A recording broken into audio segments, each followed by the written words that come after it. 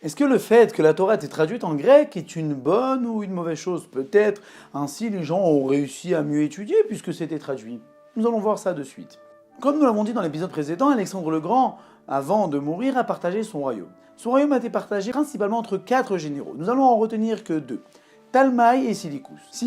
Silikus a réussi à prendre la Judée, donc Israël, et Talmaï avait l'Égypte. Mais le problème, c'est que chaque général d'armée a toujours une soif de territoire. Si bien que Talmaï voulait aussi Israël. Qu'a-t-il fait? Il a compris que Jérusalem était assez bien gardée puisque c'était une sorte de forteresse. Il a attendu le Shabbat pour demander aux Juifs, regardez, j'ai envie de rentrer pour amener un sacrifice. Et lorsqu'il le laissé rentrer avec ses soldats, là, ni une ni deux, Talmaï est rentré et a fait main basse sur Jérusalem. Talmaï a mis des centaines de milliers de Juifs en esclavage. Il a même détruit les murailles de Jérusalem. Donc a priori, Talmaï Ier était un mauvais roi. Mais lorsqu'il est mort, Talmaï le deuxième, lui, a priori, était assez calme. Il avait déjà un royaume qui était assez conquis, il n'a pas eu besoin de faire tout cela. Mais il avait un hobby, c'était les livres. Il adorait les livres. Si bien que ses conseillers lui ont dit, mais sire, vous n'avez pas dans votre collection la Torah? Ah oui, pas mal ça, la Torah. Mais le problème, c'est que je n'y comprends rien. Mais vous savez quoi, vous avez qu'à la traduire en grec. Mais là, Talmaï s'est dit, mais la Torah n'a jamais été traduite auparavant. Ils ne vont jamais accepter. Alors Talmaï a commencé à verser des sortes de pots de vin aux Juifs. Premier pot de vin, par exemple, il a fait un décret que tout celui qui possédait un Juif en tant qu'esclave chez lui devait le libérer. S'il le libère, il recevra l'argent. S'il ne le libère pas, tous ses biens seront confisqués.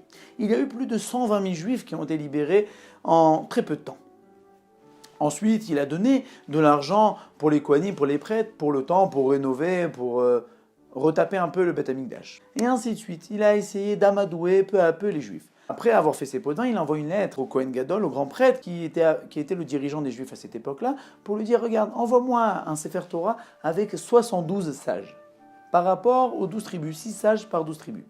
Lorsqu'il a pris les 72 sages, il leur a fait un honneur énorme, il leur a fait des journées de festins, des festins cachés bien évidemment, afin de les mettre dans sa poche. Après ces jours festifs passés, il les a pris un à un, il les a mis chacun dans une maison à part. Il a dit à chacun, regarde, je te donne le Sefer Torah, tu dois me traduire la Torah en grec. Je te donne un interprète, tu lui diras exactement ce qu'il doit écrire, et là il écrira. Et là, chaque juif s'est retrouvé devant la Torah à la traduire.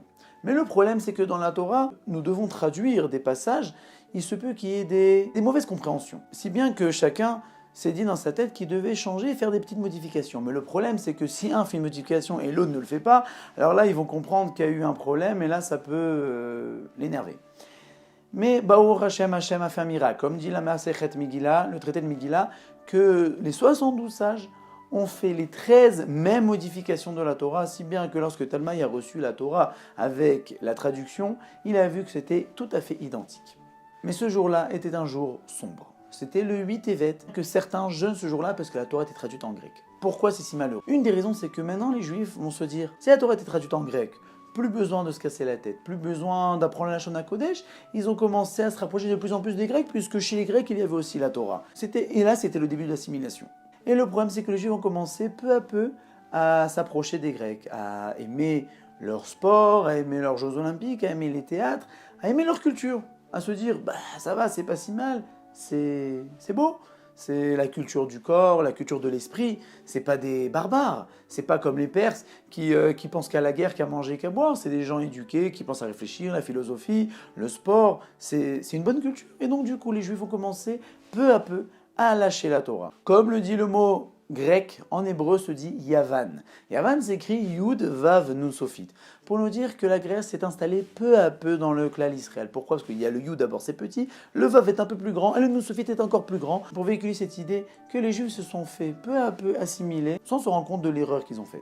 Et c'est pour ça, comme le dit le dicton, lorsque les Juifs ne font pas le Kiddush, alors là, les Goïms font la Havdalah. C'est-à-dire, lorsqu'un Juif ne se sanctifie pas, alors automatiquement, c'est les Goïms qui vont faire la séparation avec les Juifs, c'est la Havdalah.